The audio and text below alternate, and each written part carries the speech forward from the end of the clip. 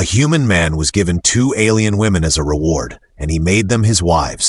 The Valor's End limped through the Vale sector like a drunk trying to look sober.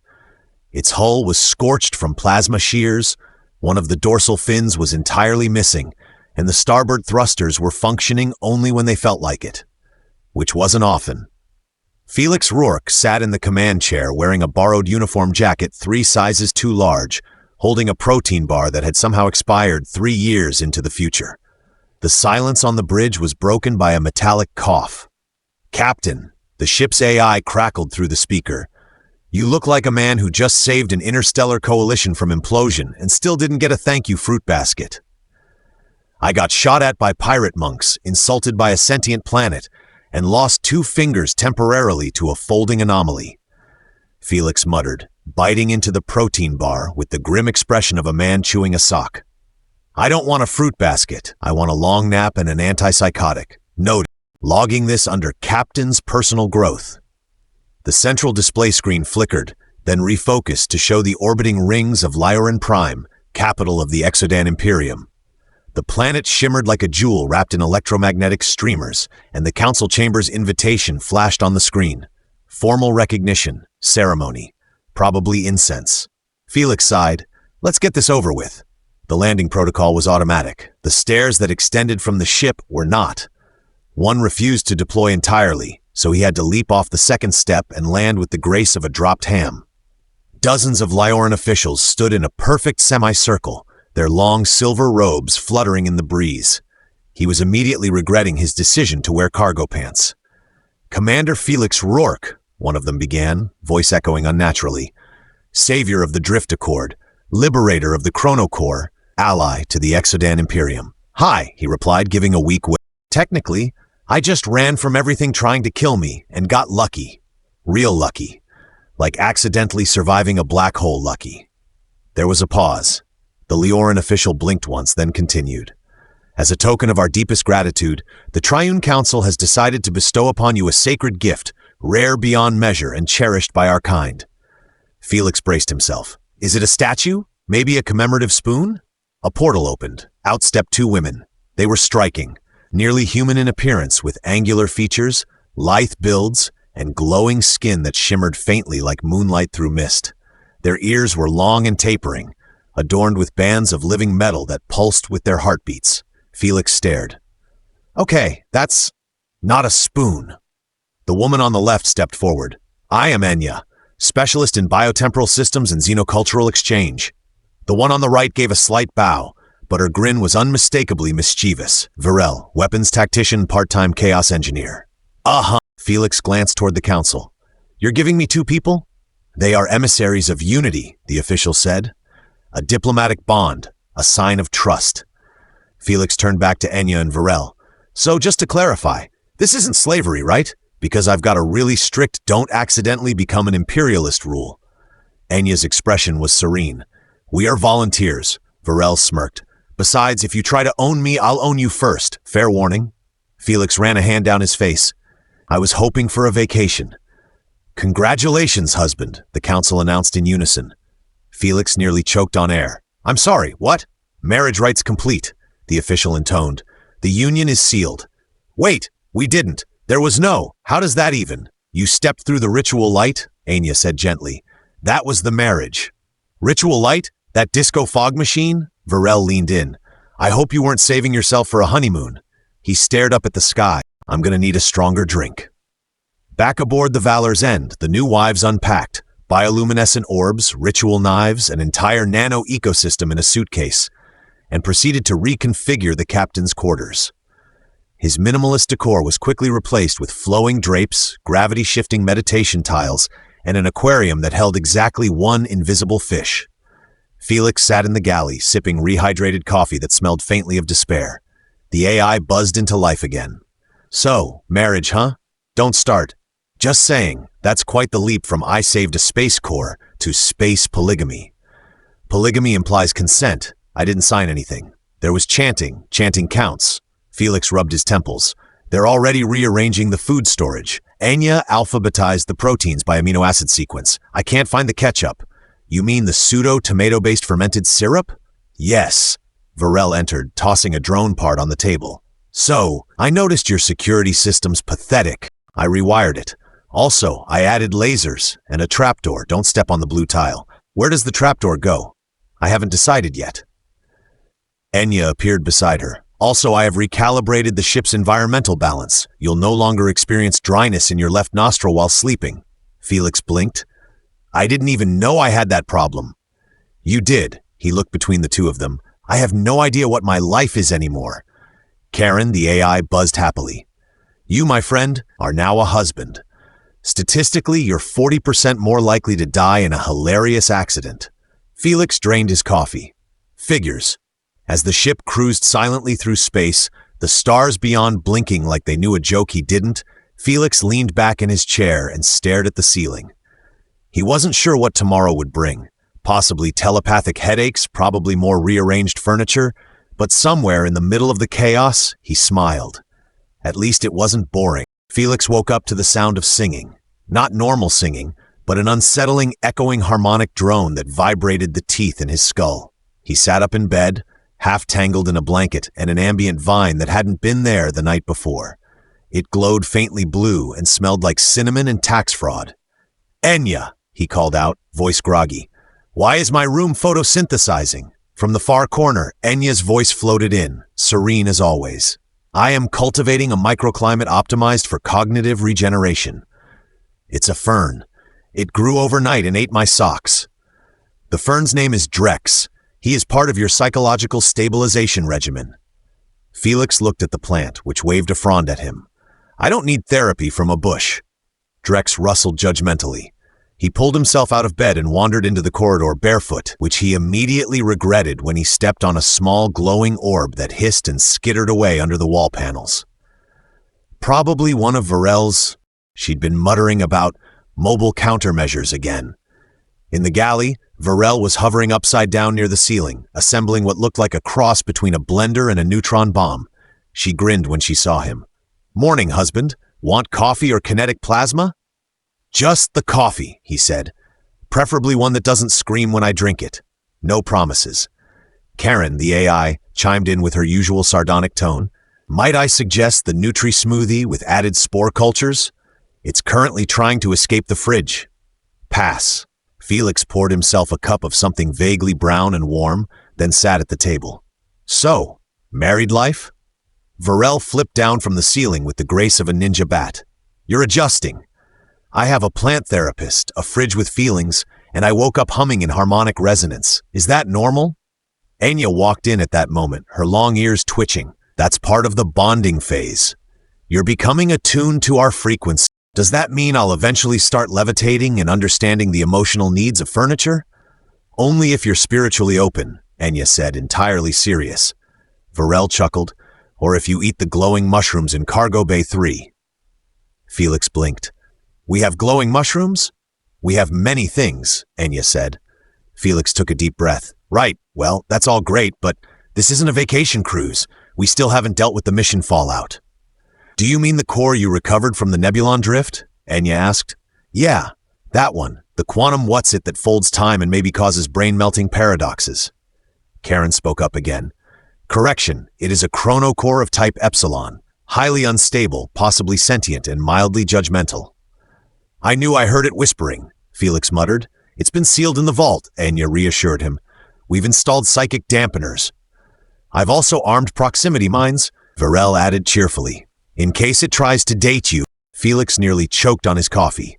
Why would it? Never mind. Karen's screen flickered. Incoming message from Exodan Command. Priority tier extremely loud and inconvenient. Felix straightened up. Put it through. A grizzled Exodan officer appeared on the main screen, his uniform covered in what looked like sandwich crumbs and stress. Rourke, you alive? Technically, Felix said. Good. That core you picked up? We've got at least 3 signals converging on your position. Not sure who they are, but they're fast, they're quiet, and they're broadcasting. Opera? Opera? Varel asked, eyebrow raised. It's in a minor key and features a lot of shrieking, the officer said. One of the signals briefly hijacked our deep probe and reprogrammed it to do ballet. Enya frowned. That's not a good sign. No, the officer agreed. Get somewhere safe, preferably behind a moon. The screen went black. Felix turned to the others. Thoughts? We run, Varel said. Anya said. We panic and install more weapons, Karen said. Felix sighed. I guess we're doing all three. The Valor's End spun into motion, its engines groaning with protest. Anya retuned the harmonic shield matrix while Varel bolted new cannons to the exterior, some of which she insisted existed in extra-dimensional space. Felix did his part by recalibrating the navigation system, which mostly involved hitting it until it obeyed. As they entered the quantum lane toward the Dilari Shroud, Felix found himself alone on the observation deck. Stars warped around the ship, bent through refractive time-glass and photonic whirlpools. He leaned against the railing, sipping a now-cold cup of something vaguely caffeinated. Varel joined him, sitting cross-legged on the floor. You okay?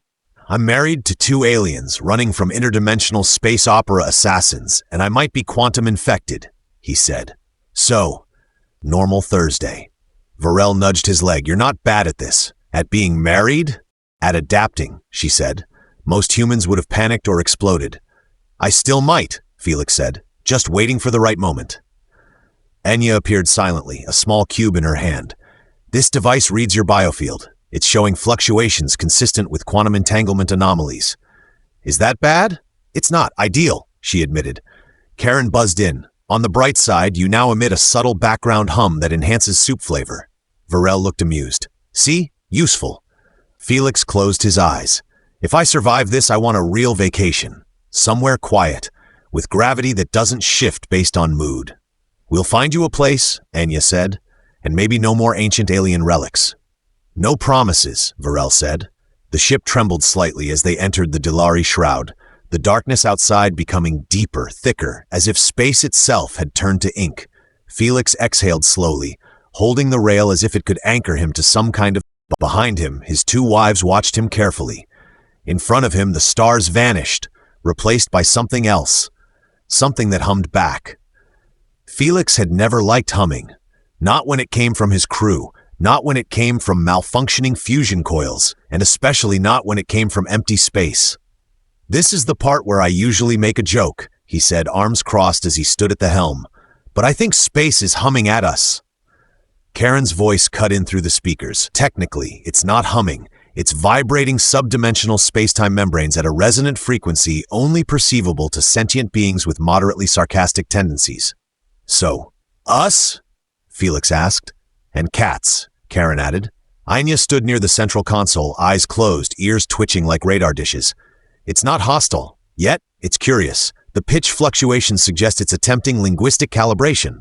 Felix blinked. You're telling me the space static is trying to talk to us? It's trying to flirt, Varel muttered, walking in with a plasma rifle taller than she was. And it's not very subtle. We're being seduced by an invisible voice in the void, Felix said. Great, I always imagined it would end this way. The ship lurched gently, then rocked harder. Monitors blinked as gravitational currents twisted around them, swirling into shapes that resembled abstract art and minor threats. A sphere of light formed off the port side, crackling with orange energy, and what looked like a faint smile. Felix squinted. Why does that look smug? Because it probably is smug, Varel said, aiming her weapon. Anya reached out calmly and deactivated it. Weapons won't work on something that exists half a second ahead of us, Karen added helpfully. Also, you just anger it. And frankly, I'm not in the mood to be folded like a cosmic origami swan again. Felix held up both hands. Let's assume the giant glowing smug ball wants to communicate. Anya? She stepped forward, holding a resonance orb she'd pulled from a wall panel, because apparently they had those now. The orb pulsed, then emitted a tone so low it could have doubled as an existential crisis. The sphere outside shimmered, split in half, and revealed something inside. A shape, vaguely humanoid, shimmering and translucent, with multiple arms and far too many eyes. New friend? Felix asked hopefully. Unknown, Anya answered, but it's wearing what appears to be a ceremonial tie. The creature floated closer. Felix felt a pressure in his head, like a sneeze that involved philosophy. Then a voice echoed inside his mind. You are not the one, but you smell of the one. Okay, Felix said slowly, rubbing his temple. Anyone want to translate cryptic space poetry into English? Varel leaned against the wall. It thinks you're infected, or chosen, or maybe just weird enough to qualify. I vote weird. Karen added. Enya stepped forward, bowing slightly. Entity, we come in peace. We are travelers, explorers, and in one case, a reluctant husband. Felix raised a hand. Present. The core you took was never yours to find. It unlocks, it lures, it invites the others. Felix turned to his wives. See? This is why I don't take souvenirs. You didn't take it, Varel corrected. You rescued it from an exploding pirate monastery. Still counts. The sphere pulsed again, then collapsed inward, disappearing with a sound like laughter being vacuumed through a pipe. The humming stopped. Karen buzzed quietly. Well, that was vague, ominous, and thoroughly unsatisfying, like a first date in a gravity storm. Felix turned to Enya. So we're being followed by an ancient entity because I picked up a glowing space egg that apparently invites others? Enya nodded. The chronocore may be a beacon, a key, or a test. Virel was already booting up the weapons console. Then let's find a place to hide, or fight, or at least repaint the hull so we look like someone else. Felix slumped into the command chair. Can we pretend to be a space truck delivering interstellar cheese? You'd make a terrible cheese merchant, Karen said. Too much hair, not enough apron. A flicker appeared on the long-range scanner, then another, then 9. They're coming, Enya said. Define they, Felix asked. Unknown vessels, Karen replied. No heat signature, no propulsion trail, just intentions. Varel cracked her knuckles. Time to earn our marriage licenses. Felix turned to face the 2 alien women who had, through ceremony, chaos, and complete misunderstanding, become his wives. If I die out here, I want it to be on record that I was tricked into this. Lovingly tricked, but tricked. Enya touched his shoulder. You won't die. Because you love me? No, because Varel installed 7 backup escape pods, 3 of which are disguised as vending machines. Felix grinned. Good to know. The ship angled toward a nearby anomaly, a space rift labeled on old maps as do not enter under any circumstances. Karen highlighted it in green. Well, Felix muttered, if we're going to be chased by cosmic opera assassins through the void, we might as well make it interesting. Hold tight, Varel said, hands on the throttle. Brace for impact, Enya added. Prepare for confusion, Karen concluded. The Valor's End jumped forward, vanishing into the anomaly like a punchline with bad timing. Behind them, the other ships followed, silent, hungry, and oddly well synchronized. Felix opened his eyes to find his face pressed against the control panel, the taste of ionized copper on his tongue, and the distant sound of someone arguing with a toaster. Status report, he croaked. Karen answered with her usual chipper sarcasm. We're alive, barely, unless this is a very elaborate shared hallucination, in which case I blame the mushrooms in Cargo Bay 3. I told you not to eat the mushrooms, Enya's voice chimed in, calm but distant. They're telepathic and judgmental, Varel added from across the deck. One of them called me emotionally unavailable. Felix pushed himself upright and blinked at the flickering screens. The ship had dropped out of the rift and now floated in a strange sector filled with geometric shapes spinning in slow motion, cubes, pyramids, tesseracts, none of which followed standard physical laws. Where are we? He asked. Enya approached the console and placed a glowing crystal into the scanner port. Based on dimensional displacement and entropy readings, we've entered a subquantum fold. This region exists outside linear time and may be older than our universe. So, the suburbs of reality, Felix muttered. Great. Do they have parking? Karen's hollow icon blinked in and out. The good news, we're undetected for now. The bad news, the laws of physics here are operating on an interpretive dance basis. Varel jogged onto the bridge wearing combat boots and a towel. My shower just tried to eat me. I think it's become self-aware. Don't insult the shower, Enya said without looking up. It's sensitive. Felix turned to his wives. Okay, I need a strategy, a plan, a diagram, preferably one that doesn't end with me becoming a time ghost or spontaneously developing a third kidney. Virel pointed to the central display. That construct, dead center. See the spiraling array of energy nodes? That's artificial, old but active. Can we talk to it? Felix asked. Enya nodded. Possibly, but it'll require psychic interfacing through harmonics. Felix glanced around. That's your thing. No, Enya said gently. It has to be you. Because I touched the core? Because it touched you, she replied. You're partially entangled with its frequency now. You exist slightly out of sync with the rest of us. Varel clapped him on the back. Welcome to the club. Your membership kit comes with free anxiety and one existential crisis per cycle. Karen's voice chimed in. Would you like to record a will before interfacing with the ancient unknowable alien construct? Felix ignored her and moved to the console. Enya handed him a small silver disc. This will channel your thoughts. Just focus on calm, steady intent. Think of it like trying to reason with a moody child that's capable of rewriting existence. Perfect, Felix said. I was built for that. He closed his eyes, placed his hands on the disc, and thought about stability.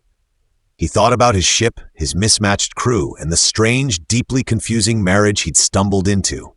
A soft hum began in the air, followed by a shift in pressure. The construct pulsed in response.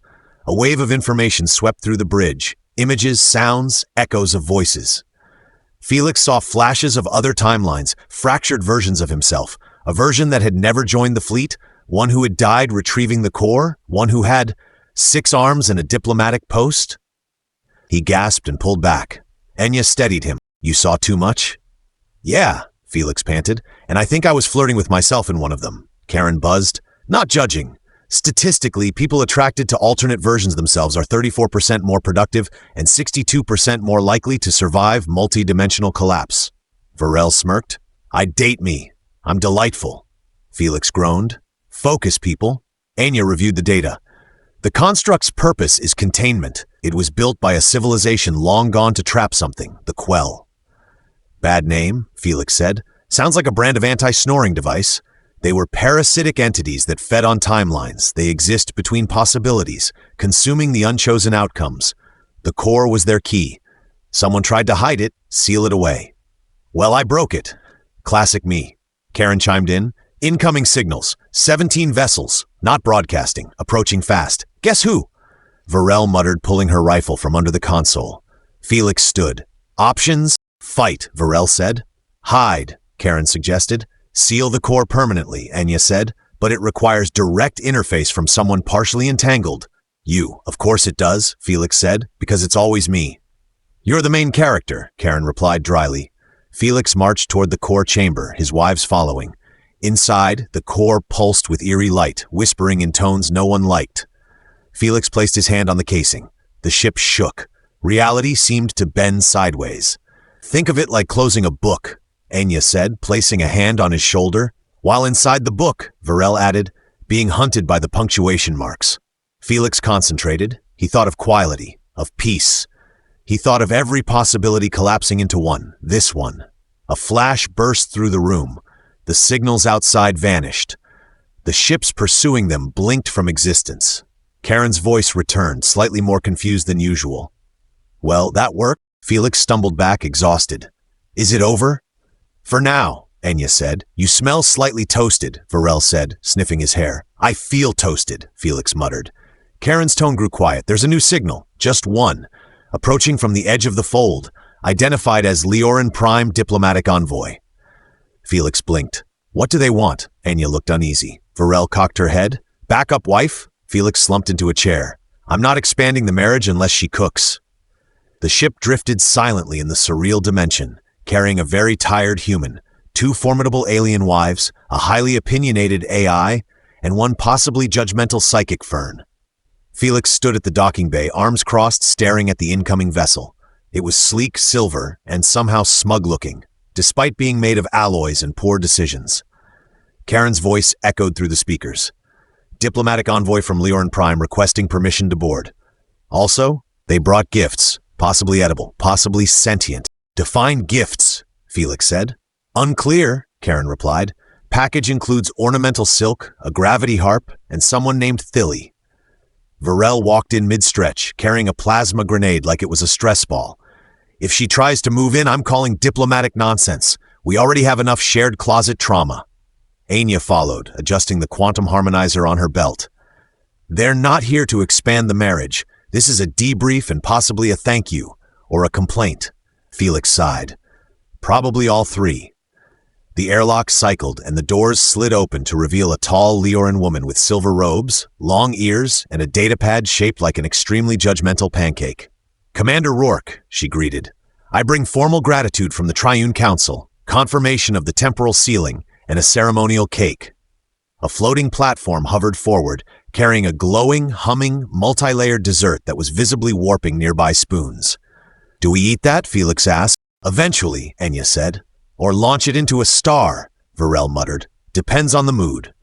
Thiele glanced around. "Your ship has changed." Karen's voice crackled in, bored. "Hello, I'm the AI. I used to be a basic navigational subroutine. Now I'm your therapist, marriage counselor, and keeper of emotional damage logs." Felix gestured broadly. "You get used to it. The vines talk now, by the way." "Only if you ignore them for too long," Varel added. Thiele blinked. "The council reviewed your data packet. The core is sealed. The quell are inert. You've prevented a cross-temporal cascade of possibilities. So, thank you." "You're welcome," Felix said. "And also, I would like a vacation." Thiele nodded. "Granted. Leorin Prime has reserved an entire moon for your rest. It has warm sand, stable gravity, and only one local religion, which is mostly about naps." Felix's eyes lit up. "I love naps." "Before you go," Thiele added, holding up the data pad, "we need to update your diplomatic status. You are now a strategic consort class asset." Varel choked on her drink. "He's a what now?" Thiele tapped the data pad. "Official title. Comes with benefits. Immunity from assassination, light ceremonial duties, and a monthly stipend in crystal currency." "Do I get a cape?" Felix asked. "You get 3 capes, Thiele replied. "I accept," he said instantly. The envoy departed without further incident, leaving behind the cake, the stipend, and a strangely affectionate ornamental plant that immediately bonded with the kitchen faucet. Later that night, Felix stood alone on the observation deck, staring out at the stars. He heard soft footsteps behind him. Enya joined him, her presence calm and quiet. "You've changed," she said. "I'm still me," he replied. "Just me with a weirder resume." Varel entered a moment later, carrying a mug that glowed slightly. "Here, experimental tea. Might clear up residual timeline static, or grow you an extra finger. We'll see." Felix took the mug. "Thanks, that's reassuring." They stood together in silence, the 3 of them, looking out at the void that once hummed threats and now finally felt quiet. "I was just a guy," Felix said. "I didn't mean to become a symbol or a married ambassador with a sentient blender." "You adapted," Enya said. "You didn't explode," Varel added. "That's above average." Felix smiled. "I guess I did okay," Karen chimed in, tone warm. "For a man gifted 2 alien wives, targeted by time-eating space monsters, and now legally classified as a diplomatic space husband. You did better than okay." The ship's engines purred as they set course for their moon, the vacation finally real. Felix took a deep breath and raised his tea. "To naps, to love, and to weird alien marriage contracts." "To chaos," Varel toasted. "To harmony," Enya said. And together, with stars behind them and a nap-worthy moon ahead, they flew quietly into whatever came next. The end.